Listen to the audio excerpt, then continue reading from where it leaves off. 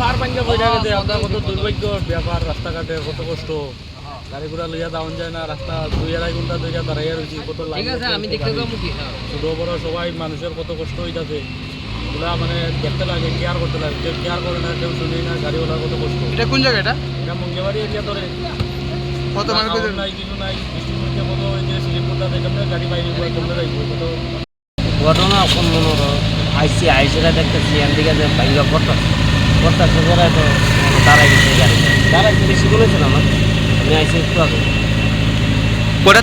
কোটার থেকে মনে করেন এরকম কটার থেকে এটা আমি শুরু করে দেবে না এটা দাঁড়া মানে মাটির ধস পড়ছে নাকি? ওখানে তো ওখানে আমরা আইও তো দেখছি করতেছে। কোন এলাকা এটা? এটা কোন এলাকা?